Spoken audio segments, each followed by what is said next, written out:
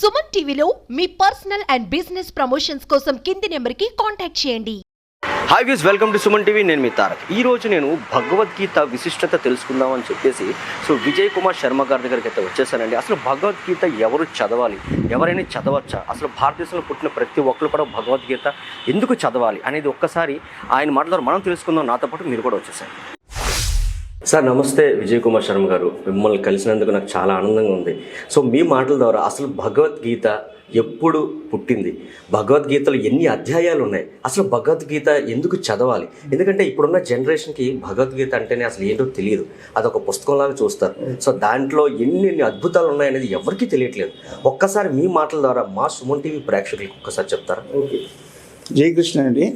Suman TV యాజమాన్యానికి నా యొక్క హృదయపూర్వకమైన కృతజ్ఞత తెలుపుకుంటున్నాను. ఇప్పుడు మీరు అడిగిన ప్రశ్న చాలా అందరికీ వచ్చిన సాధారణ ప్రతి పౌరుడికి వచ్చిన ప్రశ్న అండి. భగవద్గీత అనేది శ్రీకృష్ణ పరమాత్మ సుమారుగా 2516 సంవత్సరాల కిందట మహాభారతంలో భీష్మ పర్వంలో మహాసంగ్రామంలో కురుక్షేత్ర యుద్ధంలో శ్రీకృష్ణ పరమాత్మ స్వయంగా అర్జునుడికి ఉపదేశించిన భగవద్గీత ఉపదేశించాడండి. అసలు మీరు అడిగిన ప్రశ్నలో భగవద్గీత ఎంతమంది చదవట్లేదు, దాని ఉపయోగాలు ఏంటి? భగవద్గీత అనేది మానవాళికి సంబంధించిన పవిత్రమైన గ్రంథం. ఇక్కడ ముఖ్యంగా చెప్పుకోవాల్సిన విషయం ఏంటంటే, చాలామంది భగవద్గీత అంటే ఒక హిందూ సంప్రదాయానికి సంబంధించిందని అనుకుంటారు. కానీ నిజానికి భగవద్గీత ఏ మతానికి సంబంధించింది కాదండి. అన్ని మతాలకి అతీతంగా ఉన్నది మాత్రమే భగవద్గీత. మీరు భగవద్గీత ఒకసారి కానీ చదివితే, even in foreign countries Arab countries కూడా గత సంవత్సరం 1 కోటి భగవద్గీత పుస్తకాలు ఆ భాష వాళ్ళ జాతీయ భాషలో ట్రాన్స్లేట్ చేసి 1 కోటి పుస్తకాలు అమ్మారండి ఒకే ఒక రోజులో. ఇప్పుడు సైన్స్ ఎప్పుడైతే ఎండ్ అయిపోతుందో అప్పుడు ఆధ్యాత్మికత అనేది వస్తుందండి. ఇప్పుడు సాధారణంగా ఏంటంటే భగవద్గీతలో 18 అధ్యాయాలు ఉంటాయి, 700 శ్లోకాలు ఉంటాయండి. మహాత్మా గాంధీ లాంటి మహానుభావుడు, వినోబాలాంటి రాజకీయవేత్తలు వీళ్ళు కూడా ఏ సమస్య వచ్చినా సరే భగవద్గీత పుస్తకంలో ఏ ఒక్క శ్లోకమైనా సరే తీసుకొని దాన్ని అర్థం చేసుకొని చదివితే ఆ సమస్యకి పరిష్కారం తప్పకుండా దొరుకుతుంది. మనకి ప్రతి వ్యక్తికి, మన సమాజంలో ప్రతి వ్యక్తికి కూడా ఏదో సమస్యలు ఉంటూనే ఉంటాయి. సమస్య లేని సమాజం ఉంటూ లేదు. కానీ అది సమస్యని మనం ఊరుకొని సమస్యను పెద్దలు చేసుకుంటున్నాం తప్ప దాన్ని పరిష్కరించుకునే మార్గం చూసుకోవట్లా. ఇక్కడ భగవద్గీత ఎప్పుడు చదువుతారో వాళ్ళకి ఆ భగవద్గీత శ్లోకాల యొక్క తాత్పర్యం, దాని తాత్పర్యం విశ్లేషణ తెలుసుకుంటారో, తెలుసుకోవడమే కాదండి, తెలుసుకొని ఆచరిస్తే జీవితంలో మీరు అనుకోలేని అనూహ్యమైన మార్పులు తప్పకుండా వస్తాయి. ఇప్పుడు ఏ స్టూడెంట్కి అయినా సరే, అంటే గత కొద్ది సంవత్సరాలుగా, 2-3 సంవత్సరాలుగా భగవద్గీత గురించి ప్రచారం చాలా ఎక్కువగా ముమ్మరంగా జరుగుతున్నది. ఇప్పుడు గీతా ఛానల్ ఫౌండేషన్ తరఫున నేను గీతా ఛానల్ ఫౌండేషన్ అనే దాన్ని 2004వ సంవత్సరంలో స్టార్ట్ చేశాను. అప్పుడు ఉండేది కేవలం 5 మెంబర్స్.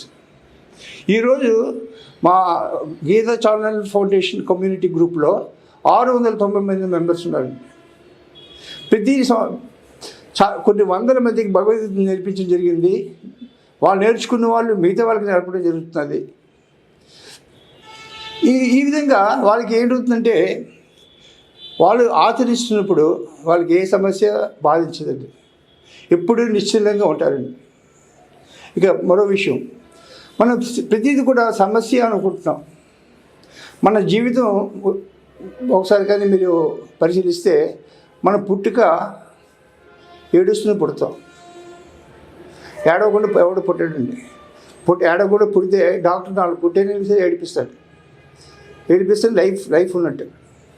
కానీ మీరు గమనించండి, ఎవరైతే ఈ భగవద్గీత ఈ ఆధ్యాత్మిక చింతనలో ఉంటారో వాళ్ళు చివరి దశకి వెళ్ళేసరికి ప్రతిదీ ఏవి కాదు, ఇన్ని లక్షల కోట్లు ఉన్నాయి, నాకేం ఉపయోగం లేదు అని ఈరోజు కూడా మనం చూసిన రతన్ టాటా గారు వాళ్ళు, మన సినిమా యాక్టర్స్ చూసి కొంతమంది యాక్టర్స్ వీళ్ళందరూ కూడా డబ్బు ఎక్కువైపోయి డొనేట్ చేయడం మొదలు పెడుతున్నారు ప్రజలకి. ఒక వృద్ధాశ్రయం వాళ్ళు కానీ ఆవుల పెంపకానికి కానీ ఒక దేవాలయాలు కానీ ఇలా విరాళాలు ఇచ్చి ఆధ్యాత్మిక సాధన పెరిగిపోవడం జరుగుతూనే ఉంది. అలాగే భగవద్గీతను పరిశీలించేటట్టయితే భగవద్గీత ఎప్పుడు కూడా అర్జున విషాద యోగంతో స్టార్ట్ అవుతుంది, మోక్ష సన్యాస యోగంతో ఎండ్ అవుతుంది. ఇది ఇక్కడ గమనించండి. అర్జున విషాద యోగము అంటే విషాదం అంటే బాధ, యోగము అంటే కలియిక. మనం ఎవరితో కలుస్తున్నాం? సాక్షాత్తు శ్రీకృష్ణ పరమాత్మతో కలుస్తున్నాం. అంటే విషాదం కూడా ఒక యోగమే. అలాగే సాంఖ్యయోగము, జ్ఞాన యోగము, కర్మయోగము, ఇలాగా ఏకాదశ అధ్యాయంలో విశ్వరూప సందర్శన యోగము, ఇలాగ 18 అధ్యాయాలు ఉంటాయి. ఏ వ్యక్తి ఎలాంటి సమస్య వచ్చినా సరే మీరు భగవద్గీతలో ఒక చాప్టర్లో ఏది మీ చేతికి వచ్చిన శ్లోకం తీసుకొని ఆ శ్లోకాన్ని మీరు చదివి అర్థం చేసుకొని ఆచరిస్తే మీకు ఎటువంటి పరిస్థితులు కూడా ఏ సమస్యలు బాధించవండి. సార్, అసలు భగవద్గీత చదివించేటప్పుడు సో ఏ ఏజ్ వాళ్ళతో చదివించాలి, అలాగే అది చదివేటప్పుడు ఎటువంటి నియమాలు పాటించాలి ఒకసారి చెప్తారా? ఓకే అండి. భగవద్గీత చదవడానికి ఎటువంటి నియమాలు లేవండి. ఎందుకంటే ఇది ఒక పూజ అనే పదార్థం కాదు, ఒక మూర్తిని పెట్టుకుని పూజ చేసే విధానం కాదు. భగవద్గీత అనేది మనిషిలో మార్పు, ఉన్న స్థితి నుండి ఉన్నత స్థితికి తీసుకువెళ్ళే గ్రంథం మాత్రమే. అంటే మనిషిలో రిఫార్మ్స్ ఎలా ఉండాలి, నాకు ఈ కష్టం వచ్చింది ఈరోజు, ఇది ఎలా సాల్వ్ చేయాలనే దానికి ప్రశ్నకి జవాబు ఉంటుంది. నాకు ఆరోగ్యం బాగోలేదు ఏం చేయాలి, దానికి కూడా ప్రశ్నకి జవాబు ఉంటుంది. మీకు ఎన్ని సమస్యలు ఉన్నా సరే ప్రతి సమస్యకి పరిష్కారం భగవద్గీతలో ఉంటుంది. ఈరోజు ఇంతకుముందు మనం చిన్నప్పుడు చదువుకున్నప్పుడు క్రాఫ్ట్స్ టీచర్ అని మన మోరల్ సైన్స్ అని ఉండేవి. ఈ నవీన యుగంలో క్రాఫ్ట్స్ లేదు, మోరల్ సైన్స్ లేదు, పీటీసీ అంటే గ్రౌండ్సే లేవు స్కూల్ పిల్లలు. ఈ పరిస్థితులు ఏమవుతుందండి? దే ఆర్ పుస్తకాలకు మాత్రమే పరిమితం అయిపోతున్నారు. పుస్తకాలు చదివి బీటెక్, ఎంటెక్, ఎంబీబీఎస్ ఇది చదవడం, ఉద్యోగాన్ని పోరాడడం. ఒకటి ఉద్యోగం రాలేదనుకోండి, వాడు సూసైడ్ చేసుకోవడం జరుగుతున్నాయి. ఈ సూసైడ్లు ఎందుకు జరుగుతున్నాయంటే కారణం భగవద్గీత నేర్పించుకోవడం. చిన్నప్పుడు మన తల్లిదండ్రులకి ఈ సూక్తులు, భగవద్గీతలు, రామాయణం, మహాభారతం చెప్పారు కనుక మనం ఈరోజు ఈ స్థితిలో, నాకు ఇప్పుడు 78 సంవత్సరాలు అయినా సరే నేను ఇంత యాక్టివ్గా మాట్లాడుతున్నానంటే కారణం అదండి. అంటే Bhagavad Gita is the soul, is one and the only book in the entire world that will transform your life into a beautiful way. Even Einstein కూడా బల్బు కనుక్కునేటప్పుడు ఒక స్టేజ్ వరకు వెళ్ళండి, ఒక స్టేజ్ వెళ్ళి ఆ తర్వాత వెళ్ళడం వల్ల అప్పుడు there is one epic that is Bhagavad Gita is there. ఇండియాలో భగవద్గీత చదువుకున్నాక తర్వాత మరికొన్ని పరిశోధనలు చేయడం జరిగింది. అలాగే foreigners Oppenheimer atom bomb కొనుక్కున్నాకి రష్యా వర్సెస్ అమెరికా యుద్ధం అయినప్పుడు యాటమ్ బాంబ్ కొనుక్కోవడానికి ఇప్పుడు Oppenheimer belongs to America. He was interested to manufacture atomic bomb. అయితే ఓపెన్ హ్యామర్ అటమిక్ బాంబ్ వేస్తే కొన్ని కోట్ల మంది చచ్చిపోతారని సంగతి తెలుసును. ఆయన ఏం తొందరపడలేదండి. ఇండియా వచ్చి కాశీలో ఉండి 1 సంవత్సరం పాటు భగవద్గీత నేర్చుకొని అక్కడికి వెళ్ళాక, అమెరికా వెళ్ళాక ఒకే ఒక కండిషన్ పెట్టండి. ఈ ఒకటి కూడా అంటే జనాలు ఉన్న ప్లేస్లో కాకుండా నిర్జన ప్రదేశాల్లో, అంటే జనాలు లేని ప్లేస్, అడవుల్లో ఉంటాయి కదా, అడవుల్లో వాటిలో బాంబు ప్రయోగించడానికి ఒప్పుకున్నాడండి.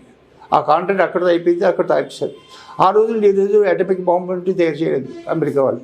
సార్, భగవద్గీత తెలుగు వాళ్ళే చదవాలా లేకపోతే ఇంకెవరైనా సరే చదవచ్చా? ఓకే, ఈ భగవద్గీత అనేది ఇంతకుముందు నేను చెప్పినట్టుగా సర్వమానవాళి అందరూ చదవవలసిన గ్రంథము అని చెప్పాను. అంటే దీనికి కుల మత భేదాలు అంటే లేదు, ప్రాంత భేదాలు అంటే లేదు, ఎవరైనా ఎప్పుడైనా చదవచ్చు.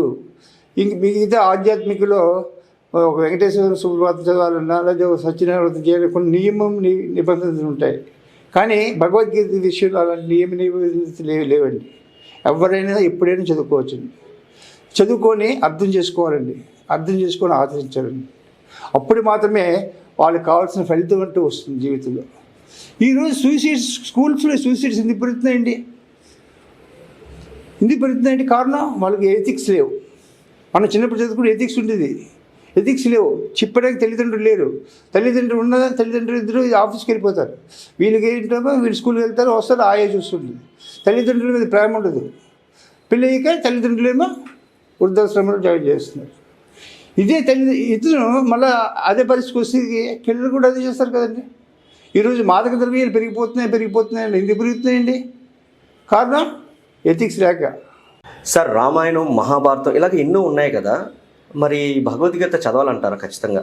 ఎస్, ఇది చదవాలి అంటే రామాయణం, మహాభారతం, ఇతిహాసాలు, సంహితలు, ఉపనిషత్తులు, ఇలాగా వేదాంగాలు అన్నీ ఉన్నాయండి.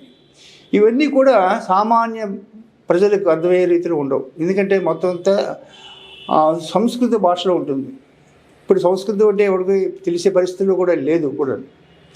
అందుగురించి ఇవన్నీ లేదు కనుక ఇవి మొత్తం ఈ వేదాంగాలు, ఉపనిషత్తులు, ఇవన్నీ సంహితలు నుంచి మొత్తం అంత సారాంశం అంతా తీసుకొచ్చి సాక్షాత్తు శ్రీకృష్ణ పరమాత్మ తన నోటి ద్వారా అర్జునుడికి ఉపదేశించాడు. అంటే మీరు భగవద్గీత చదివేరు అంటే అందులో మీరు రామాయణం గురించి ఉంటుంది, ఉపనిషత్తులు ఉంటుంది, సంహితలు ఉంటుంది, అన్నీ ఉంటాయి, కవర్ అవుతాయి. అందుగురించే భగవద్గీతను పంచమ వేదాలు అంటారండి. మనకున్నది 4 వేదాలు. భగవద్గీతను పంచమ వేదము అని పిలుస్తారండి.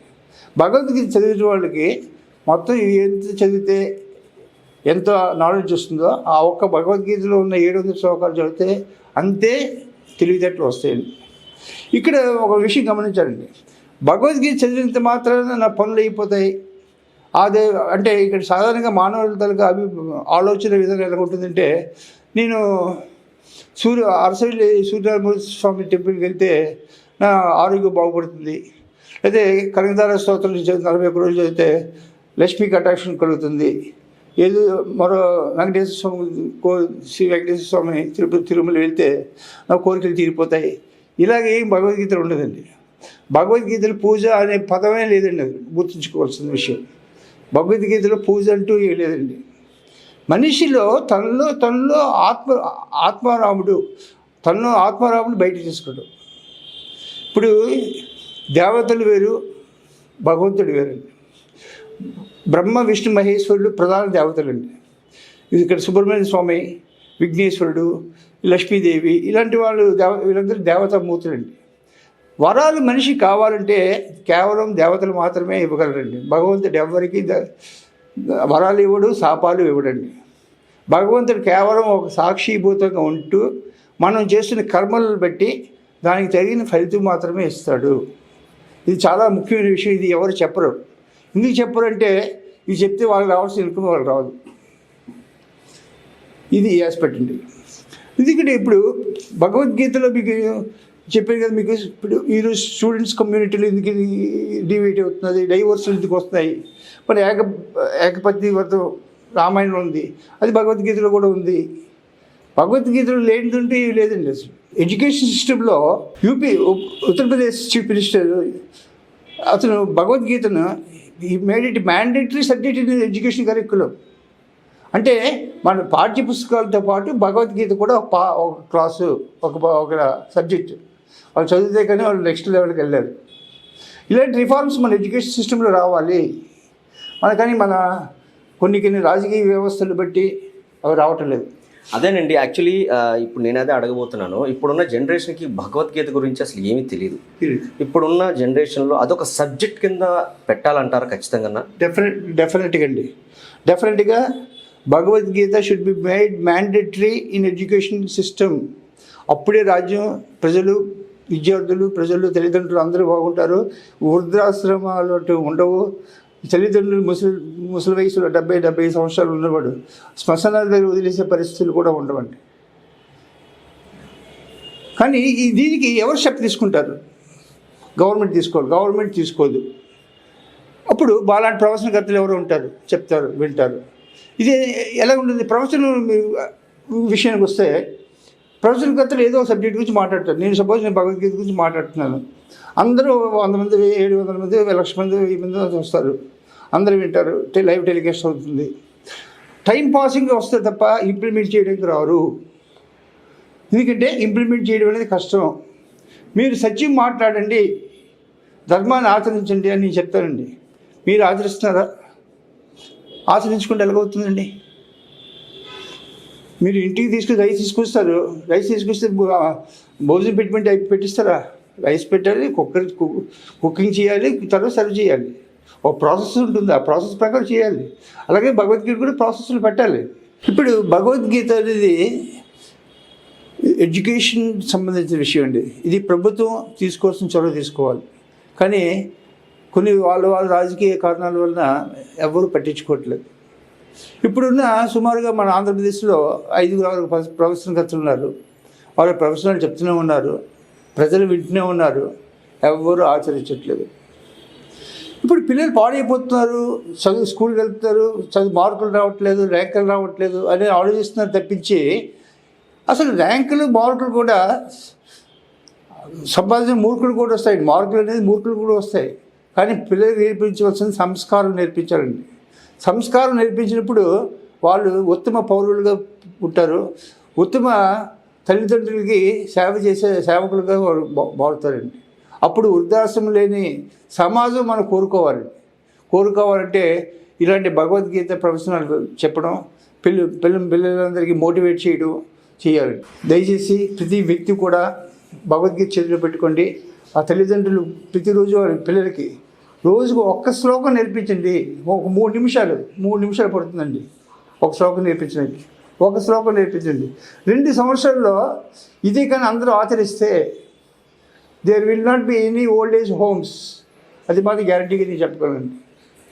ఎందుకంటే నా దగ్గర నేర్చుకున్న విద్యార్థులు కూడా వాళ్ళు కూడా they are also imparting Bhagavad Gita education to the students. Sir, ఇప్పుడు మా గురించి, మా సుమన్ టీవీ ప్రేక్షకుల గురించి భగవద్గీత నుంచి ఏదైనా ఒక శ్లోకం మీ నోటి ద్వారా ఒకసారి చెప్తాను. ఎస్.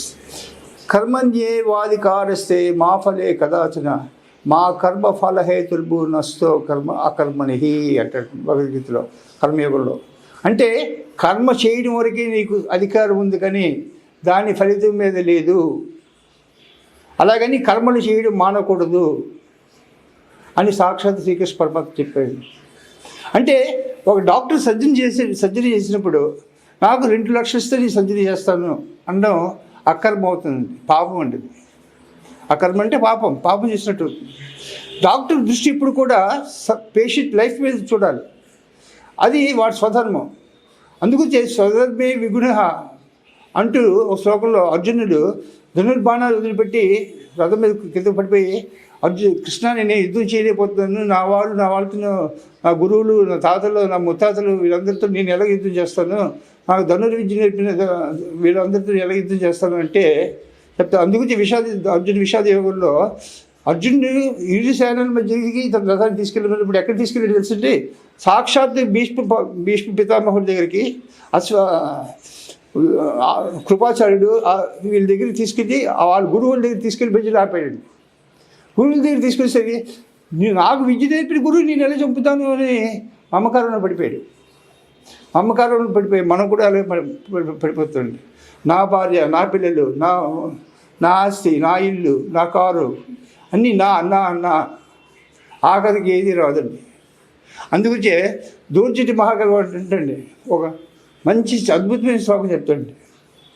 అందమైన శరీరం అగ్నిపాలు, నువ్వు సంపాదించే ధనధాన్యాలన్నీ చోరుల పాలు, నువ్వు చేసే పితరులకు పెట్టే పిండం కాకి పాలు, నువ్వు చేసే దాన ధర్మాలు మాత్రమే నీ పాలు అంటాడు. అంటే మనం చేసిన దాన ధర్మాలు ఏమి ఉన్నాయో అదే మనకి 1000 రెట్లు ఎక్కువగా మనకు వస్తాయి. అదే పరమాత్మ కూడా అదే చెప్తాడు. నువ్వు నన్ను శరణాగతి పొందు, నన్ను తెలుసుకుని దానం చేయి, నువ్వు 100 రూపాయలు దానం చేయి, నేను 10,000 రూపాయలు నేను ఇస్తాను నీకు అని సాక్షాత్ శ్రీకృష్ణ పరమాత్మ సాక్షాత్ ఆయన నోటి నుంచి వచ్చింది. అంటే మన భగవంతుని నమ్మేవాడు భగవద్గీత నమ్మక తప్పదు, నమ్మలేదంటే వారు భగవంతుని నమ్మటం లేదని అర్థం. చూసారు కదండి విజయ్ కుమార్ శర్మ గారు మాటల ద్వారా అయితే మనం తెలుసుకుంది ఏంటంటే, సో ప్రతి ఒక్కరు కూడా భగవద్గీత చదవాలి. ఇప్పుడున్న తల్లిదండ్రులు ప్రతి ఒక్క పిల్లలకి కూడా భగవద్గీత గురించి వాళ్ళు పారాయణం చేయించాలి. ఎందుకంటే ఇండియాలో అంటే భారతదేశంలో పుట్టిన ప్రతి ఒక్కరు కూడా భగవద్గీత చదవాలి, దాని విశిష్టత గురించి తెలుసుకొని 10 మందికి కూడా చెప్పాలనేదే ఆయన ముఖ్య సంకల్పం.